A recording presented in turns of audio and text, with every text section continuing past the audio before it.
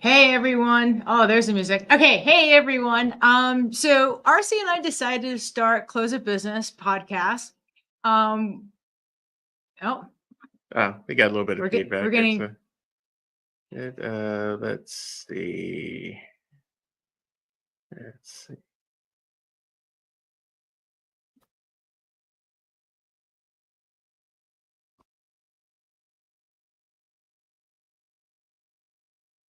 That's just a second. Let's see. we're getting reverberation. Oh, let's see. Keep going. Yep, there it is. Let's see what's going on.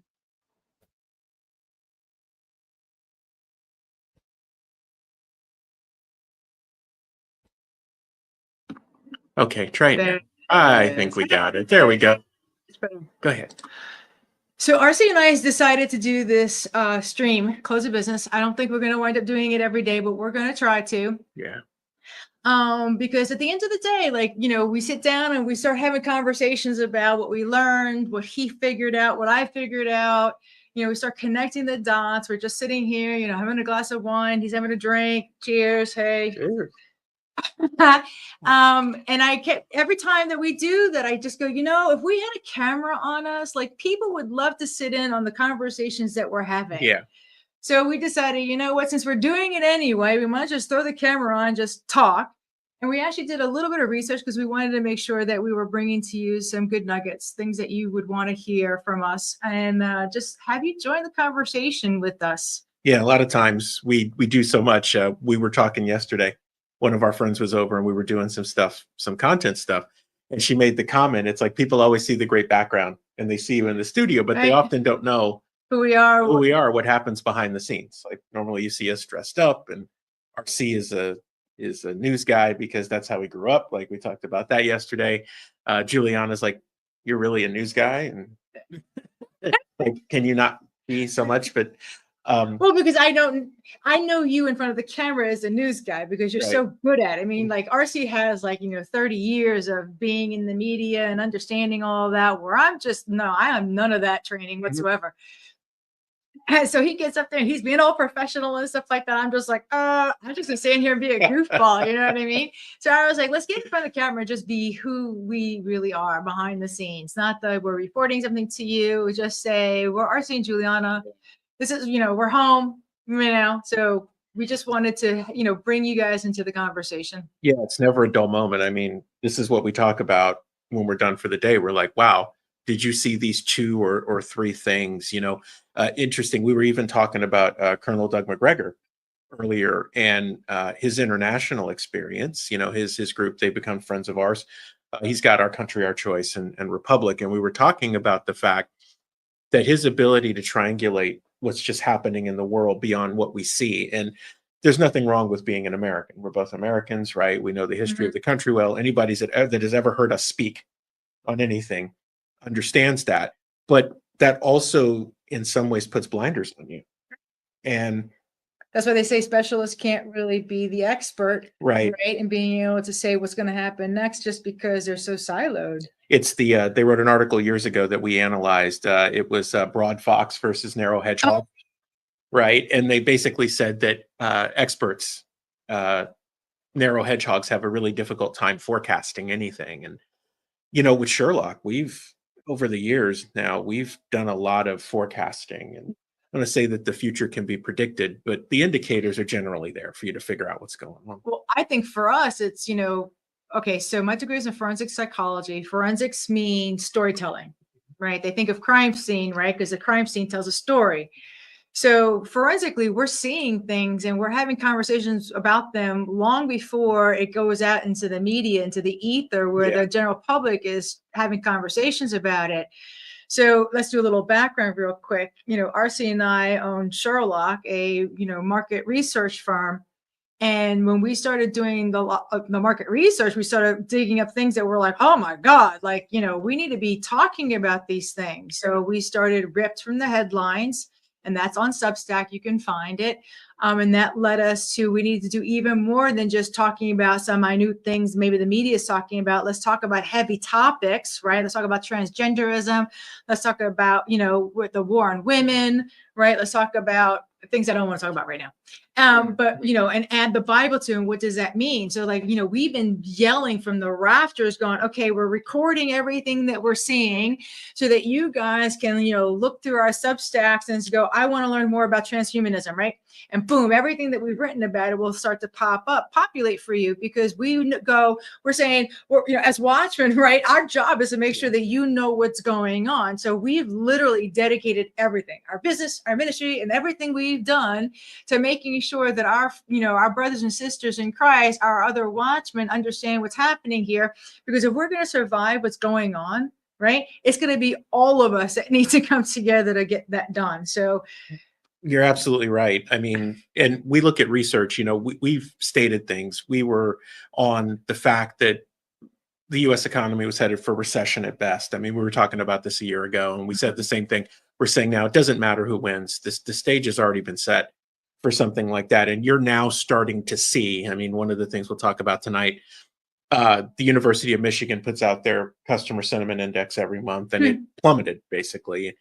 People are freaked out by what they see. And, we've talked a lot about this. And one of the things that happens as a market research firm, what we say generally is we call balls and strikes. Yep.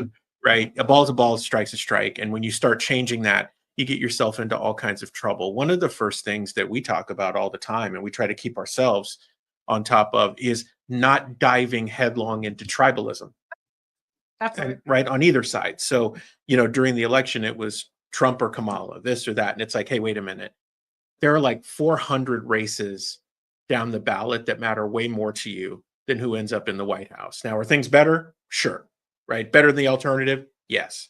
But let's be realistic. It still is scary. Yeah. I mean, I'm like, we are on a razor's edge. I keep saying this, and I'm going to keep saying it till I'm blue in the face. Trump is in the center between we the people and they the globalists. Yep. All right. And if we're not polling, I promise you, they're all polling, right? We were fighting for the Sound Money Act. Who was up against us? Big banks. Big banks. Duh. I mean, come on. And that's the reason why I keep telling people, your voice is so important. Get out of your comfort zone, and you Watchmen who hear what it is that we're saying to you, you got to do what you got to do, because you're going to answer to that who told you to open your mouth and say what you need to say. Yeah. So, I mean, that's real. And, we get fired up. We get fired up like this too. I mean, when we talk off camera, that's why we said close a business. What happens after business is closed, right? Because we're still talking. We're still trying to figure out what we need to do next. Which we have to be, right? It used to go in old business speak. You had your 9 to 5 and then your 5 to 9, and your 5 to 9 was what built all your wealth, not your 9 to 5. It financed your ability to do it. I mean, really, this isn't any different. And not getting sucked into tribalism is important, right? You need to be able to look at things in an objective way, right? You hope for the best, but realistically, you have to look at the playing field as it's presented, because what's happening now, and if you go back to our episodes of the Culture Crossroads, the TV show we co-host on the Beck TV network, and you look at late summer through the fall and up through the election, one of the things that we've shared and will continue to share is that you're in the middle of one of the largest wealth transfers in the history of the world. We're also at the end of a turning, an 80-year period. You may have heard about the fourth turning. We go through these cycles where things change. There is a seismic shift in the world order. Now, you can take that however you want, but the fact remains that, we're at the end of a turning, and we just had a major election that had major implications, and we're seeing some of those now. As things get difficult, because inevitably, we've talked about the ride getting bumpy. You're now trying to get to a comfortable cruising altitude, but imagine you're flying through a storm that's 300 to 400 miles wide and 300 to 400 miles high, and you're just having to kind of hold on and make sure your seatbelt is securely fastened so that when the plane jumps, you don't hit the ceiling. You're in that phase right now. So what's the good news? Well, I think the good news is obvious, is that you're in the middle of the largest transfer of wealth. And what you do about it. And what you do about it and how you understand it will ultimately determine how well you do. And that's why we also talk about the parallel economy and how Right. important it is to have other types of currencies, trade and barter currency. We need to have a sound money currency because every state should have its own gold-backed currency. You should have other currencies of other countries. I mean, we should have bullets as currency, right? Flour and wheat as currency. You need to have means of currency because they're playing with the fiat dollar. We know that, right? We know that they wanted to bring in the CBDC. They're saying, oh, no, we're not going to do that now, right? But what's going on with XRP? Like, we need to sit here and go, we're hedging our bets. Yeah. I mean, but you think practically, even like the parallel economy, because we talk about this a lot. I mean, we were out in front. We did a tour. I think we did 6 cities in 2022 with a group where we talked about people needing to prepare for the parallel economy. Let's be real about it. This is different than what people went through during the Great Depression or any other economic crisis that's come before this one, because there are so many factors at play and there's more of a balance of power on the world stage. And also, being honest, the people who are running things aren't your friend. There are some people who are really working to try to clean that up, but let's be realistic. What did Trump miss during his first term? He underestimated the power of the swamp in this apparatus. And I think he's learned his lesson. Still doesn't mean that there isn't a swamp that he's got to navigate through. He's a little bit smarter now, but these things they're still around. We come to think, and I've been on the prepper train since the 90s, so I'm not talking as a rube. We understand what that means and what you need to do. We understand OPSEC as well as anybody else. Honestly speaking, though, I think that, again, we've been pushed with tribalism or some type of ism or weirdness or whatever. We've been pushed into a box that says you have to prepare yourself and your family. These things are true. These things are true. Here's what gets missed, though. And your community. That. Right? A lone wolf may make it a while, but let's be honest, you're only going to last so long. Okay. So for those of us that have known us for the last number of years and you were at the lab, that was the reason for the lab, right? Because back when our founding fathers were here, they had the town halls. Well, they did away with the town halls. Why? Because people are getting together and talking about what's going on, right? We were able to keep the politicians and whatnot in check and make sure that what we needed in our community was being taken care of. That's the whole point of having a lab in your community, right? We need to educate each other. We need to talk to each other. We need to be able to help each other and know, who our neighbors are. We're not going to be able to survive if something goes, I shouldn't say when something goes down, right? We're going to need our community of people to come together and do what we need to do. Yeah. Sometimes we think tragically and that's it instead of practically. And what I mean is you think for worst case scenario, which I'm not saying you shouldn't. You totally should. But if you're going to make it long term and ensure that you don't see what you see in a lot of the survival fantasy novels where these marauding gangs come and they pick off people and stuff like that, the only way you stop that is with an efficient and effective community and a group of communities who are working together, because then you're too big of an issue to tackle and they'll move on somewhere else, or you can neutralize that threat. Just being honest here, we get to that point where we think about us and our family, we don't think about community. If you want a surefire way to have knives at throats and having to shoot your neighbor, which you really don't want to do, okay, then you've got to do the other part right. Here's a scary stat that most people don't take into consideration. And I don't remember where I read it, and I read it just a few days ago, but about 30-something%, 32%, I think it was, people lived on farms, 32% of our country. Now less than 10% live on farms, have farms or whatnot. We're losing our farms. And if we had all these farms all over the place, we wouldn't have an issue. Building our community and making sure that we're self-sustained would be easy, right? But if we now have 1/3 of the people living on the farmlands that we used to have, we don't have everything's big agriculture. We don't have the little guys. We need the little guys. You need to know where your butcher is, your beef guy. You need to know where your veggie people are and where your tree farms are. Yeah, I think again we get pushed into it where they've almost glamorized prepping or survivalism, if we just call it what it is. That may get us banned some places, but it is what it is. It's been glamorized and shifted to the point where people don't think beyond what's in front of their own face, which unfortunately is exactly the situation we live in right now. If you have not watched The Walking Dead, we advise it for this reason. The Walking Dead is supposed to be a show about zombies, but it's not. It's not actually about zombies. Zombies are a part of the story. It is really about the human condition and what people will do to each other in a crisis. And you can very quickly see that all the stereotypes we live in now end up being a part of that show and what we'll do. So who survives? The ones that survive are the ones that plan properly. And this actually delves into something. We'll get into this story about gold in a minute because it's in the headlines all the time. So we have to talk about it. But this came up recently on a call that I had where we were talking about goldbacks. So Jeremy Cordone and his team at Goldback Inc. have actually taken gold and turned it into money, so to speak. They have these gold notes. They just launched them in Florida. You can see at the bottom of the screen if you're interested in that. We'll share more with you. But we were talking about people who are gold bugs or who collect or whatever, who are stacking, quote unquote. And the feedback that they give, well, if I'm paying over spot, I'm a sucker in this and I'm stacking and I'm securing my wealth. And I said, look, I get it. That's fine. You should do some of that. But then you have to ask yourself the hard question. What are you going to do with it? This is why food and other things, we were having this conversation yesterday, become so important. What are you going to be able to barter with? What becomes tangible? Because all economies are built on trust. It does not matter what it is. It does not matter what you say. Ultimately, it comes down to all economies are built on trust. Today, you trust that a fiat dollar, which is in essence worthless, because they can just print more and it doesn't really matter. You trust that it will get you a loaf of bread, an egg. We're recording this in a time where we're doing this at a time where the egg price is like $9 a carton, which is insane. So it'll get you those things, and you're assured that you can take that, exchange it at the store, and you'll get what you want. And the store is confident that they can take that money and invest it and pay people and do something else, right? So it doesn't matter what it is.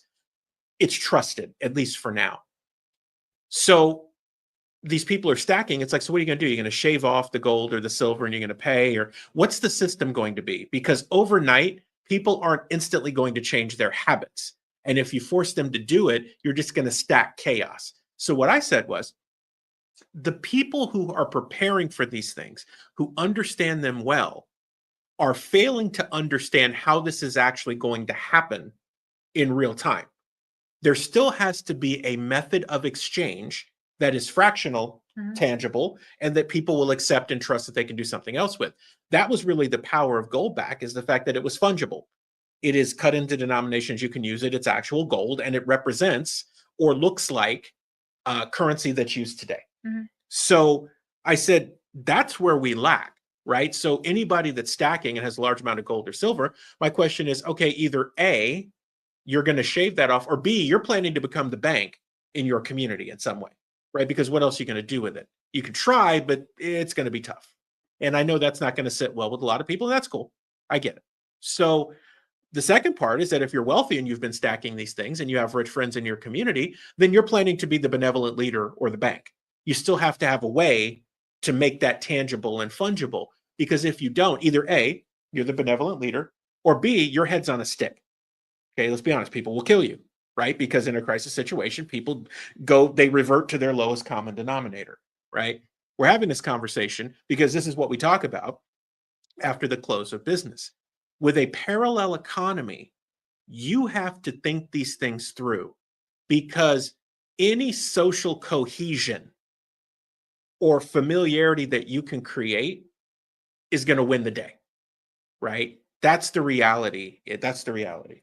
So you want to talk about the article that came up about gold and the record highs and whatnot? Yeah, let's take a look at that. So let me pull up the Sherlock big board here, because this story was pretty interesting. So gold slides after finding record high. So it got it to 3,000 an ounce. There's some commentary here on what happened. So what was interesting in looking at this was this piece right here. This quote. So the biggest factor driving gold to 3,000 per ounce is the massive coordinated buying by BRICS central banks. We've talked a lot about BRICS. If you go to SherlockExposes.com and you search for BRICS, you'll see all kinds of goodies. As a matter of fact, I can just show you real quick. Like, this was our coverage on Rip from the headlines on our various stories on BRICS. I mean, we really go back all the way to 2022 on that. So you see the game that's being played. We can stop right here. Well, we should talk about how they've been playing the game all along, and they've been artificially suppressing the price of gold. Right. They've artificially been suppressing the price of gold and silver for years. And now you see the chickens come home to roost, so to speak. What the BRICS nations figured out is that the death of the dollar, was coming, right? Dollar hegemony was only going to last so long. So, like, what do we do? Well, the US is trying to freeze us out of the system anytime we're trying to be independent. Let's just create our own. And that was the creation of the BRICS nations: Brazil, India, China, Russia, and Saudi Arabia. Now it's grown. I think they've got 22 or 23 countries that have applied. They're in essence building a parallel system. And so their central banks all started to buy up gold last summer. We started to cover the story. We're like, hey, why are all these guys buying gold? Yeah, but now Elon's talking about going in and videotaping and showing us all the gold that we have, right? Well, what Elon Musk has said is, let's audit Fort Knox. For anyone who didn't know, there's been nothing in Fort Knox for years. The majority of the gold and precious metals in the US are stored under the Bank of New York. I mean, this was actually in a movie. If you go back and watch the Die Hard with a Vengeance movie, they literally show you this. And Bruce Willis's character says, you think the gold's in Fort Knox? It's here. They're distracting you because, well, what are they doing? Oh, they're digging out all the gold, right? So this is real. It's much like we say that these movies aren't science fiction, they're real. The Matrix, we talked about this yesterday, where we were discussing the pods that they're using for babies. And it's like, they look just like the pods in the Matrix. Minority Report was not a joke. They can predict future crime. They're already doing it. Why do you think there's all the surveillance out here? And instead of human cogs sitting in water, they're using computers and AI. Like, this stuff already exists, right? Like, so Elon can say that, but we know it's not there. If you really want to get to the root of it, you need to look in New York City. But what else is happening is that a bunch of gold is coming back into the US. And this has started a buzz. Doug Casey and some other folks have talked about this, is they wonder if Trump's getting all the gold back in and they're going to do an audit to see how much gold is there. And then we potentially reprice gold. Awesome. So I want to see the repricing of gold, and then I want to see each state to have its own gold-backed currency. The only way to do away with the black market and the gray market, right, is to be able to have monies that are real and true, not fiat.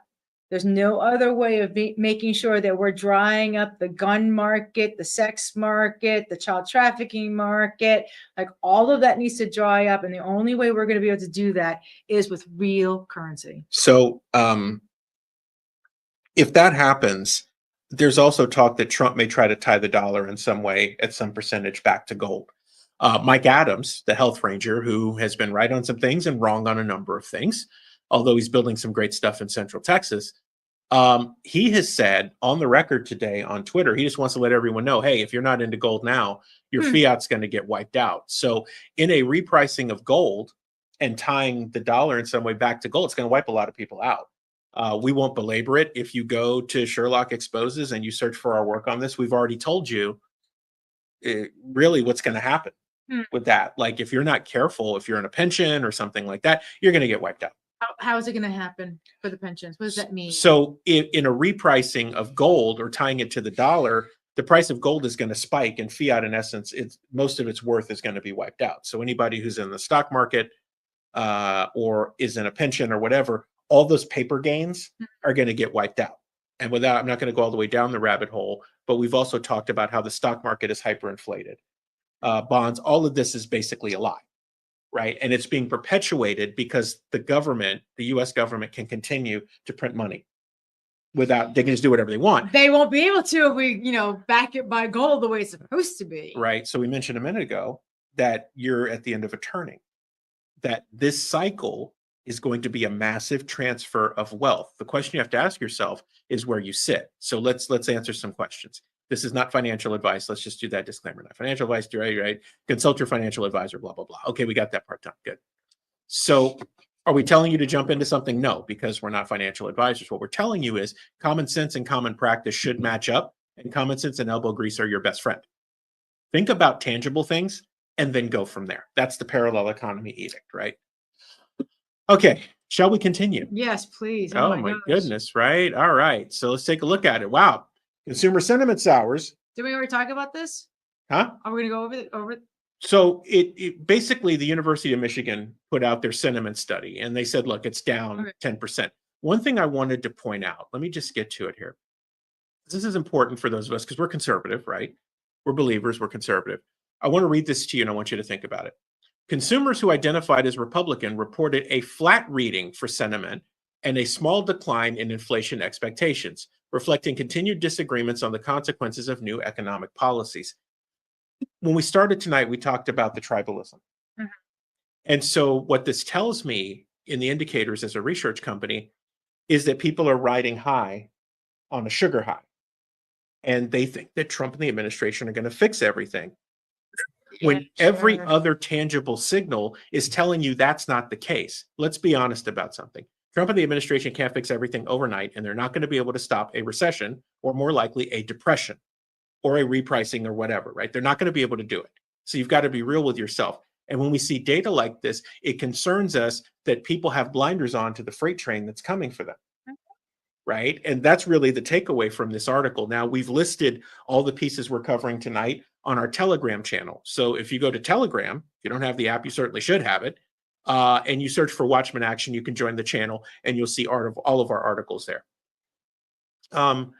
Let's jump over because I wanted to cover this one too. I wanted to have a conversation.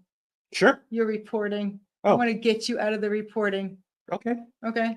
Okay. Good. Yeah. Yeah. Mhm. Because I'm sitting here going, you're reporting. That's what I did not want to have happen tonight. I want to be able to have a conversation with our people. There you go. They're trying to be able to get to know us. It's like, yeah, I want to tell them the things that, we're finding and whatnot, but I want to do it in conversation.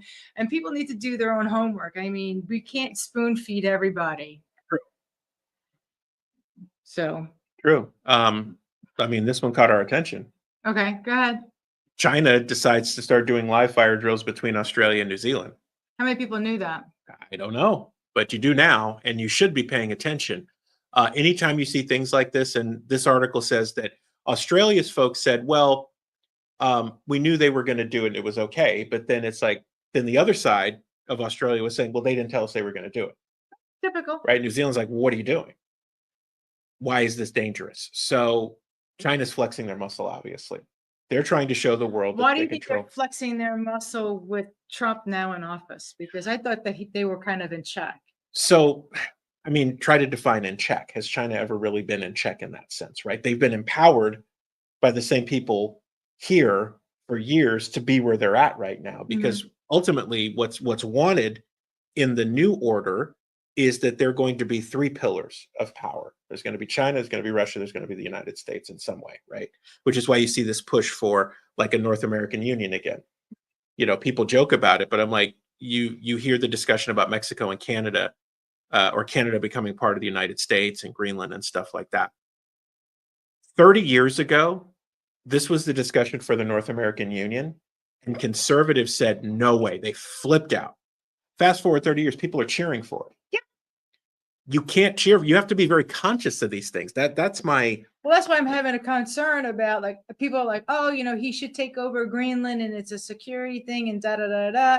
But I'm just sitting here going, oh, then he wants to do Canada. Oh, and then he's in conversation with Mexico. Oh, and then he's talking about going to Gaza. Oh, and I'm just sitting here going, is that not leading towards like the one world order? Like, take your color. Is it red or is it blue? Who's bringing it in? I just wanted to make sure that people are aware of what's going on here. We're in a slippery slope. Yeah, like I said, 30 years ago, people were hissing and booing at this and threatening, like if Republicans ever did something like this, game over. Today, we're basically cheering the ushering in of a North American Union.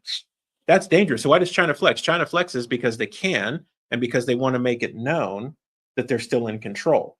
The South Pacific, right, or the South China Sea, this area is highly contested, huge shipping routes, right, without going into the details. What's scary about this, and always has been, is that when you see movement like this, because Colonel Doug McGregor has covered this too, there's a lot of activity in the Middle East right now. Everybody's worried about Iran, but according to him, Iran has a lot of bombs and very few people. So they don't have the manpower. The concern for Israel, in his opinion, is that they should be worried about Turkey. They should be worried about Turkey. And I was yesterday listening to a bunch of podcasts from people in Palestine or in England talking about what's happening over in Gaza and whatnot. You know, they're digging their heels in. They're saying, if you want us out, you're going to have to kill us. And all the, you know, countries are coming together. The Muslim countries are coming together and going, wait a minute, hold on a second. Why is, you know, America flexing the way they are? And we're sending all of these arms and weaponry over to Israel right now. We're in the middle of, right, all this stuff that's going on. So, right. So you start to think about it. Turkey literally could march into Israel right now, and Israel does not have the manpower to stop them because of Syria. So now there's a wide open door for that. And Turkey is now really kind of retaken their standing. They're like, the Ottoman Empire dominated that region for hundreds of years, right? So like, wait, we're back. And so there's an issue there that a lot of people miss. So what are we getting at? No, I'm not even gonna. I just wanted the headline up there, so that people know what's going on. And you can find this. You can find this on Telegram. Yes. Let me just get back over. Get this off the screen. So, why are we concerned? When people start flexing like this, and you're basically on a razor's edge in the Middle East with war. Jordan is saying, if you try to force people on us, we will declare war on Israel. You've got a hotbed there. What happens in these situations is that everyone who has a beef with someone else, when they see chaos, they're going to strike. So China's flexing, right? And then you get flexing in the Middle East. If something goes off, what you're going to see is things you don't expect. People forget that Armenia and Azerbaijan have been at each other forever. And not too long ago, they had nukes pointed at each other. Like they were ready to nuke each other. And don't think that old beef won't happen. It's the same thing with India and Pakistan. Kashmir is a disputed region. They have nukes. They were 1 second away not too long ago from launching on each other. They're both capable. So with all this like pockets of chaos going on around what Israel is doing, and then America, you know, flexing itself and sending over arms and whatnot. Here is the challenge, right? So we've often referred Trump's like a bull in a china shop. He's the guy that if you want to get things moved, right? He's a mover, he's a fixer in that sense. But here's the problem. There's a lot of chaos that comes with a bull in a china shop. You're going to break some china. That instability causes issues around the world. And we're not globalists by any stretch of the imagination, but we call balls to strikes. And when you do that, don't expect other people to not take advantage of it. World politics is like the penitentiary. We've written and spoken about this. And if you don't understand that, you're susceptible to the issues. Don't think that other people aren't ready for chaos to pop off so they can settle whatever issue that they have with somebody. Yeah, that's real. So what do you think is going to happen? I think China's flexing to flex. They're probably going to try to negotiate something. They're kind of trying to get out in front of Trump's tariffs and what that is ultimately going to mean. It's like if you punch me in the kidney, I'm going to punch you in the liver, kind of, right? I'll show you. But this thing in the Middle East is certainly concerning. And with the U.S. entering a recession at best, we always preface that at best, we're likely going into a depression of some kind. We're already in a recession. That weakness creates a vacuum. And so that's a big concern because in the Middle East, how far is the U.S. willing to go? Right. Our founding fathers told us that we were not to get involved in anything outside the United States. The only reason why we're having conversations with other countries is to say, okay, we're going to trade, right? And what is that going to look like? Outside of that, we were not supposed to be getting involved. And we're seeing the end results of all of that. Right. And now that we've done it, it's the adage of being in the kitchen. If you bake a cake, you still have to take it out of the oven. You're responsible for that cake. Like if you don't, it's going to burn. It's going to burn down your house. And this is no different. So you bake the cake. We weren't supposed to do it. But now you've baked the cake. So the cake is yours. It's in the oven. You got to deal with it. And you got to figure out how you're going to do this because you've now put us in this position. It's not Trump's fault. He's inherited, like everybody else has inherited. That said, none of them have really done anything to stop it. Nobody's made a meaningful move to stop it, which in and of itself is an issue. But just understand that any instability is going to cause a whole nother set of issues. And if you don't understand how these things intertwine, we're in a bad place. That's all I'm saying. Awesome. Where do you want to go to next? Oh my goodness. We got a list of, we could talk about. Ooh, This one? let's do that one. Let's have some, because this one is kind of fun in a way, and It's local. yeah, this is Juliana's a hometown. She's a New York girl, right? Okay, go ahead. So they wanted to do a congestion tax. And I just want to say that it was $9 to be able to go into Manhattan from Staten Island, New Jersey, or Brooklyn, whatever, right? The discrimination, like, it upsets me because I went to school on West 59th Street in Manhattan, right? Mm-hmm. As a single mom with 2 young children going to college, John Jay College of Criminal Justice. If there were days that I had to drive in, I could not take public transportation because I had to bring my son into school with me. He was in the daycare. If there was a $9 tax for me to be able to go into Manhattan, it would have made it prohibitive for me to be able to do what I needed to do. This is total discrimination. They're using money to make sure that people can't go in and out of Manhattan. Mm-hmm.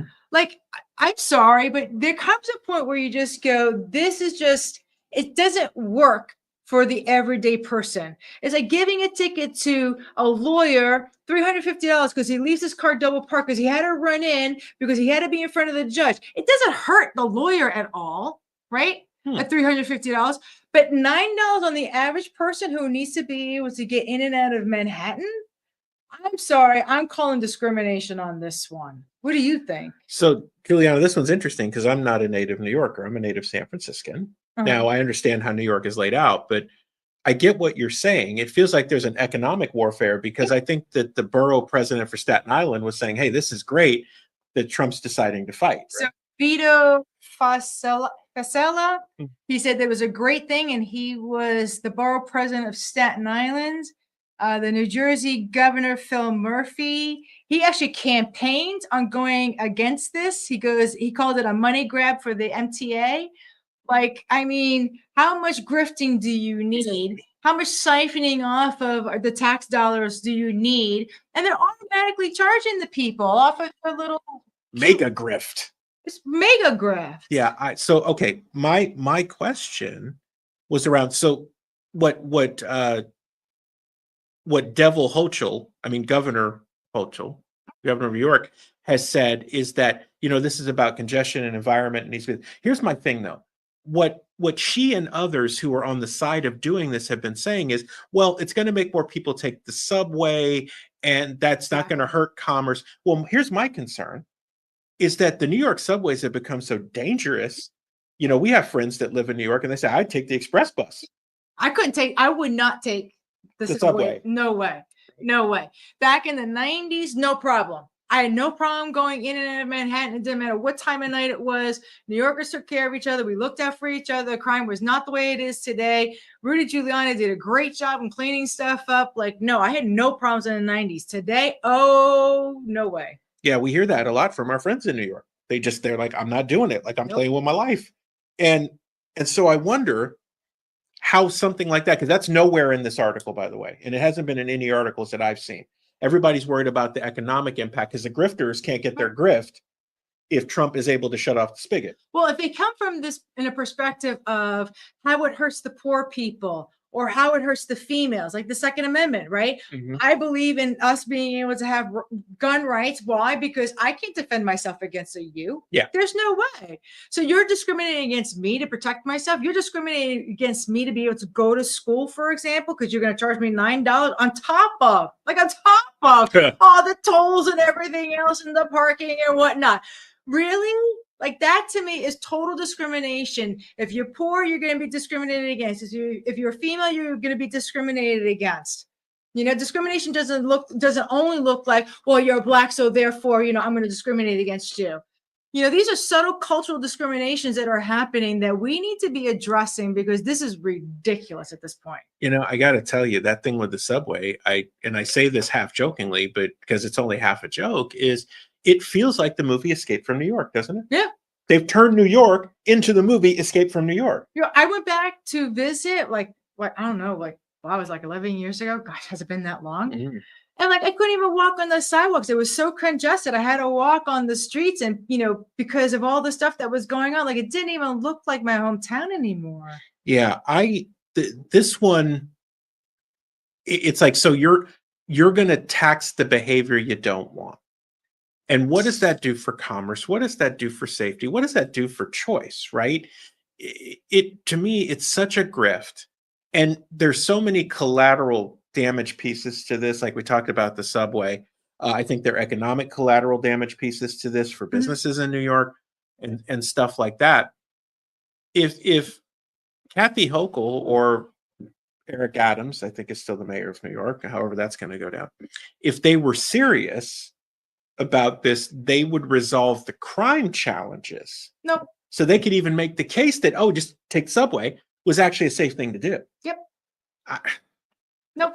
Man. No, they create the problem and then they go, here's the solution. And it always involves them getting paid. Isn't it amazing? But boy, you want to get paid as an average Joe, man. Well, that's why I'm excited about Kash Patel, man. Oh, yeah. So we don't have anything up from Kash, but let me just get back to us because let's talk about that. Let's talk about Kash. Okay, so what I'm really excited about Kash, right, is that the DOD is not Kash, right? Who is it? Oh, I didn't write it down. I did write it down. Got my notes right there. Okay, so Pete Hegseth of the Hegseth? Yeah. Pete Hegseth of the DOD can now investigate any politician suspected of corruption. Like, where's the money? Follow the money. The USAID and what they did, all the politicians making all the money and stuff like that, stealing from us blind. Oh, no. Look, I mean, Kash Patel's appointment as FBI director and Pete Hegseth in it at the Department of Defense. Here's the question I have, because I think these are good things, right? I think you see, will the justice system work as it was intended to? You know, it's going to work the way it's intended to if we, the people, come together and make it do it. It's not going to do it on its own. It's like Congress going, oh, we should have term limits. Well, Congress is not going to make themselves term limits, right? We, the people, need to go, Congress, you're going to have term limits. So is it going to work? Only if we come together and make it work the way we say that it's supposed to work. So it's going to be interesting to watch because, you know, I was talking to Mom last night. It was her birthday. Happy birthday, Mom. Mom made it to 77 this year. Oh. So I called and I said, I wanted to call you on your 27th birthday to tell you don't look a day over 27. True story. So what we were talking about is our interview with Bevelyn Beatty Williams. And she said, wow, that woman went through so much. And I said, Mom, the justice system is so broken right now. I don't think it's broken. I think it's criminal. You know, I think it's worse than just broken. But go ahead. Keep going. You know, I'm like, if she would have had the ability to defend herself in a normal way with a normal lawyer, she'd have probably walked on that. And she could speak to that. But one of the things she did share with us is that she had a public defender. And it seemed like the public defender was in the bag with the prosecutor and the judge to make an example out of her. If justice is supposed to be blind, when you walk in these courthouses, you see the scales and Lady Justice is supposed to be blindfolded, right? How is it that these things happen?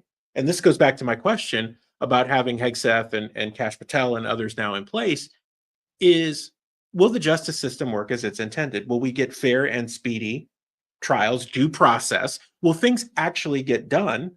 Or are we just going to get clogs everywhere and oh, we just waited, we had a chance to get to it. We meant to, but we really didn't. Only if we demand it. And that's the point, I think, of this. Yeah. It's a we thing. We have to be talking about it. We have to say that this is not right.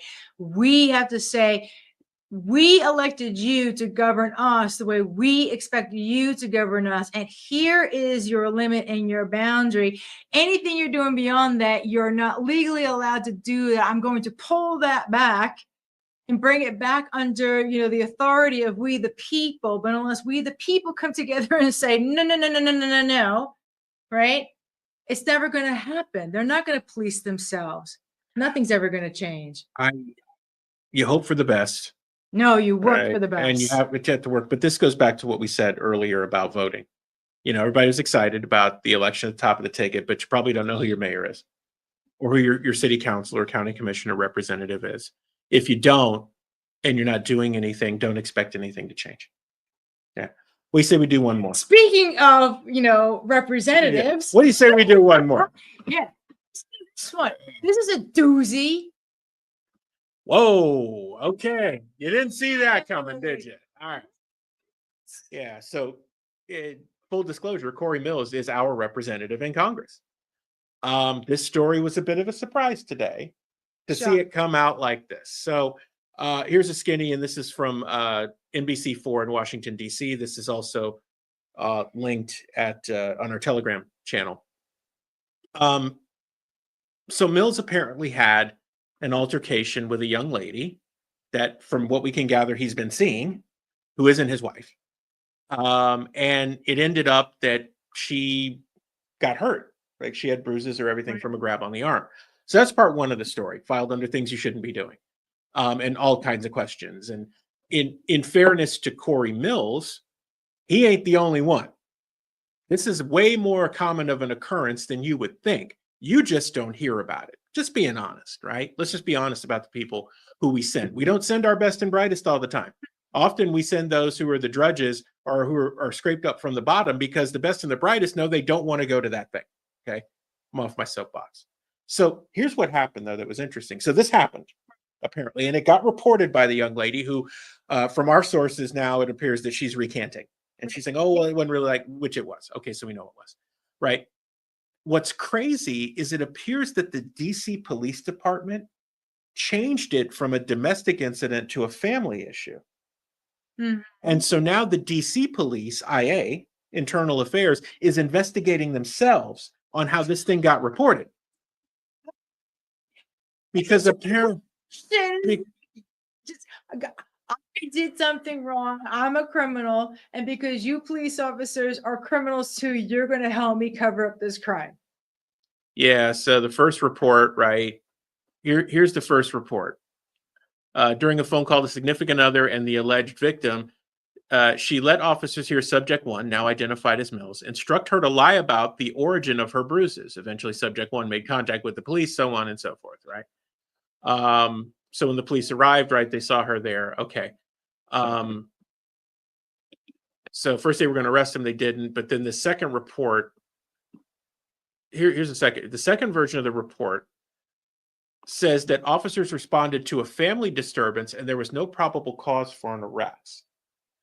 So you had two very different reports of what happened. That in and of itself is alarming. The justice system doing its own thing.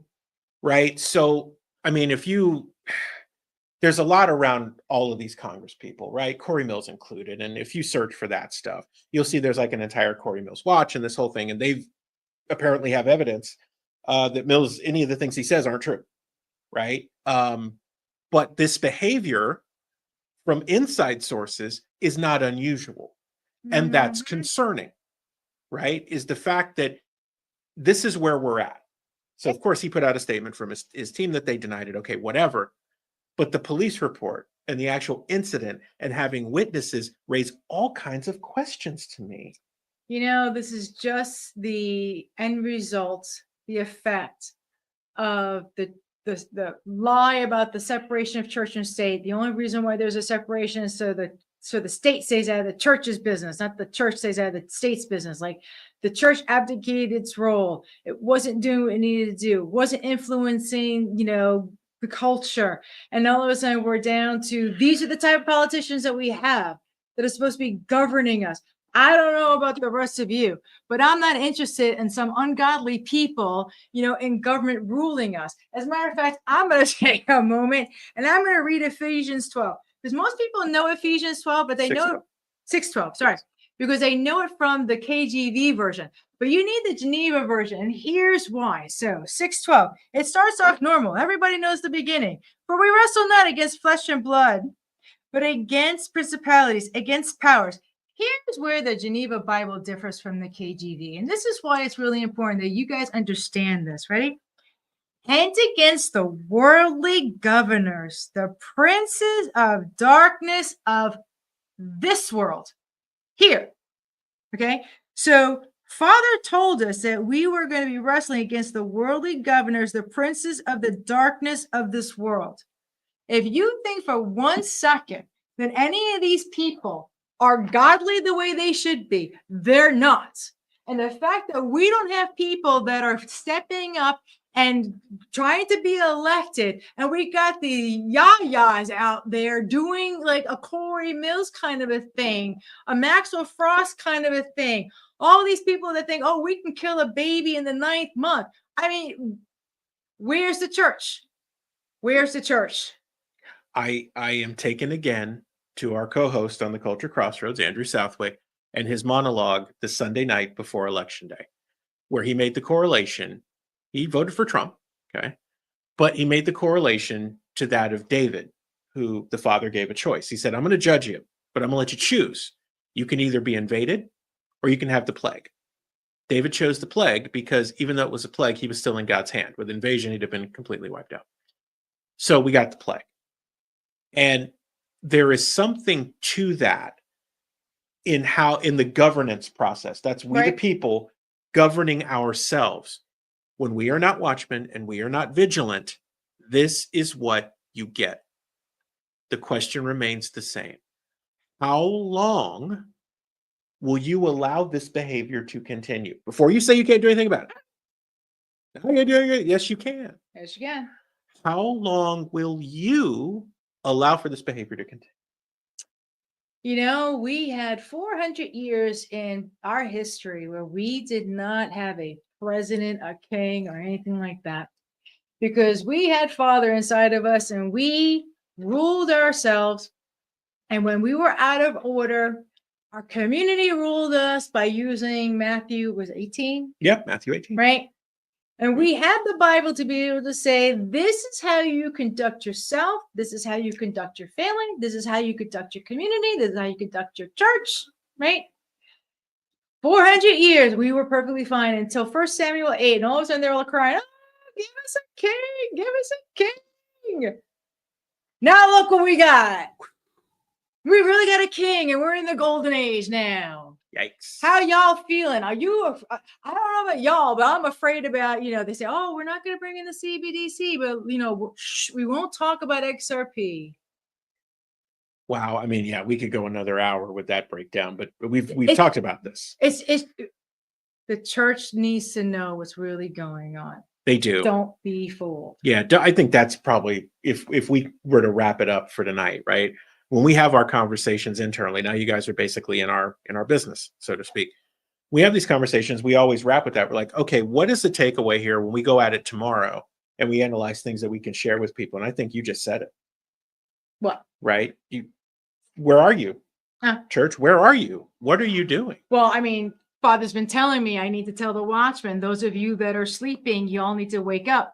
Those of you that are like denying and don't want to do what Father's called you to do, he's telling you to do. You hear and know exactly what he's telling you to do.